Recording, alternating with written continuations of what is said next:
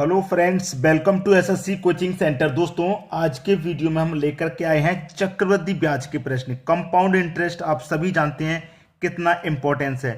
तो मैं आपसे सिर्फ एक बात कहूंगा, वीडियो चाहे बड़ा हो चाहे छोटा, जो भी जानकारी मिलेगी आपको सटीक मिलेगी। चाहे 4 ही क्वेश्चन सीखने को मिले चाहे 5, लेकिन वो इस तरीके से सीखने को मिलेंगे कि दोबारा उनके बारे में नहीं पढ़ना। आज हमने सीख लिया तो जिंदगी भर के लिए सीख लिया। पूरा वीडियो जरूर देखें ताकि बीच में कोई जानकारी ऐसी होती है जो आपको ना मालूम हो तो वो भी आपको सीखने को मिलेगी, इसलिए पूरा वीडियो जरूर देखा करें। तो चलिए स्टार्ट करते हैं। पहला प्रश्न है, कोई राशि अगर कोई धन 8 वर्ष में 3 गुना हो जाता है, कितने समय में यह अपने से 243 गुना होगा? ठीक है, चलिए एक तरफ तो समय लिख लेते हैं इसमें और एक तरफ लिख लेते हैं भाई गुना।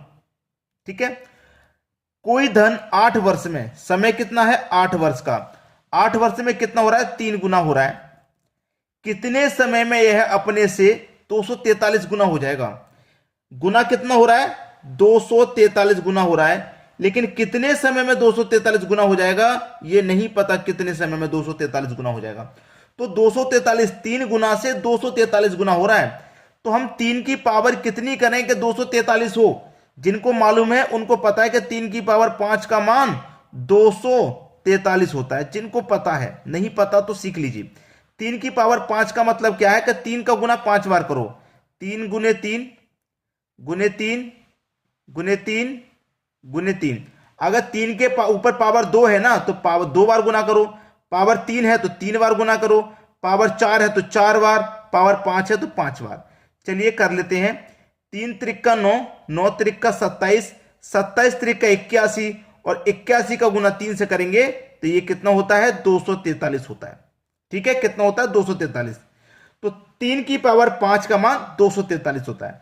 तो ये जो पावर आई है, ये जो पावर आई है ना 5, इससे 5 का ही गुना कर दो जो समय पहले वाला है। तो 5 का गुना 8 से हम कर देंगे तो कितना होता है 40 होता है। इसका मतलब 40 वर्ष में ये 243 गुना होगी। ये 40 ही आपका सही आंसर हो जाएगा।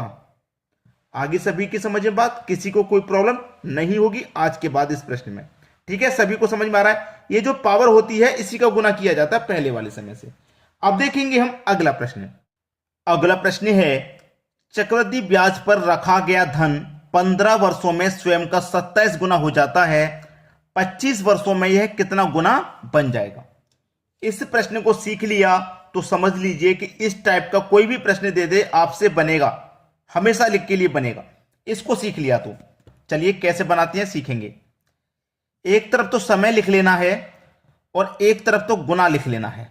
ठीक है, अब आपसे कह रहा है कि भैया 15 वर्ष में ये हो रहा है 27 गुना, 27 गुना हो रहा है, तो 25 वर्ष में ये कितना गुना होगा ये कह रहा है। ठीक है, चलिए समझते हैं। एक तरफ समय लिखना है, इधर समझाने के लिए लिख रहा हूं, एक तरफ गुना। ठीक है, समय कितना है 15। अब देखिए यहां पे मैं ध्यान से देखूंगा कि अगर मैं कहूं कि 5 वर्ष में, 5 वर्ष में 3 गुना हो रहा है, 3 की पावर 1 का मान 3 ही रहता है।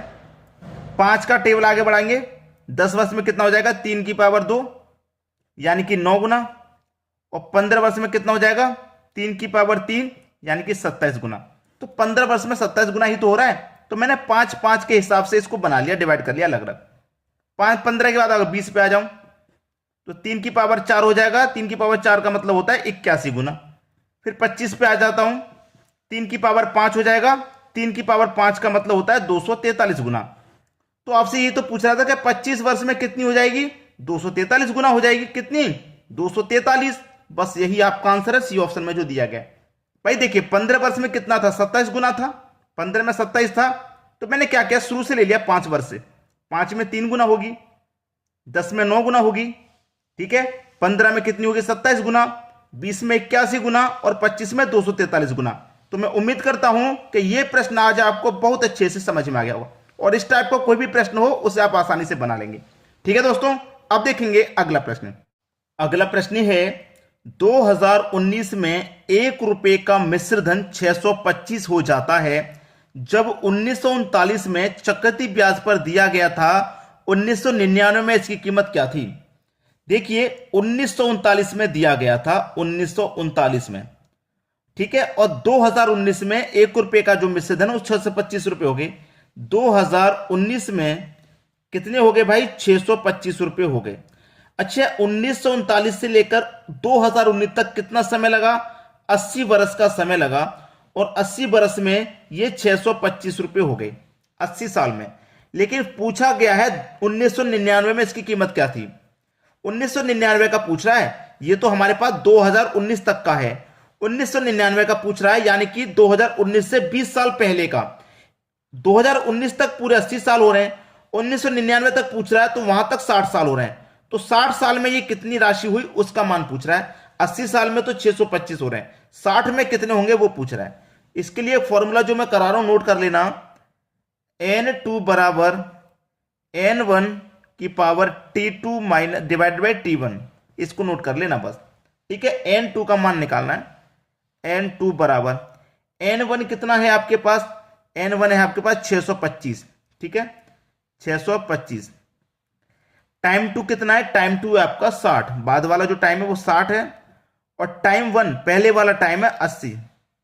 20 से कटा दूंगा 3 बार में, 20 से कटा दूंगा 4 बार में। ठीक है, n2 बराबर 625 को हम क्या लिख सकते हैं दोस्तों?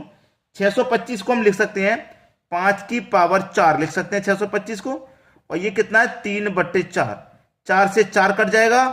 n2 कितना निकल के आया? 5 की पावर 3। 5 की पावर 3 का मान होता है 125। तो n2 मेरा कितना निकल के आया? 125। यही हमारा आंसर है।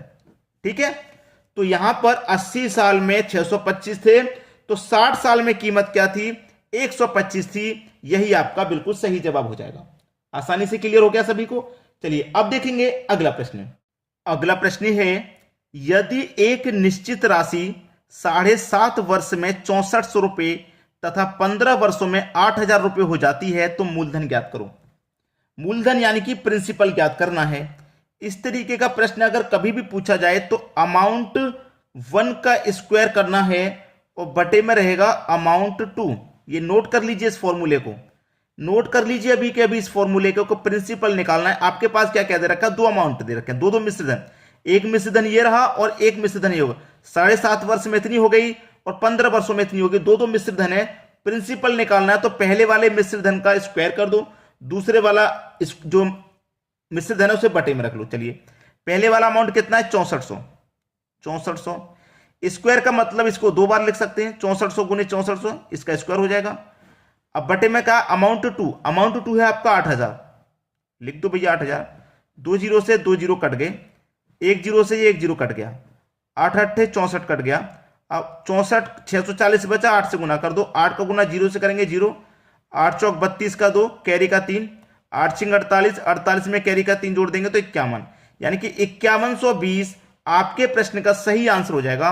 5120 यानी कि बी ऑप्शन बिल्कुल सही जवाब। तो दोस्तों आज की वीडियो में इतना ही। ये जानकारी कैसी लगी आपको कमेंट करके जरूर बताइएगा।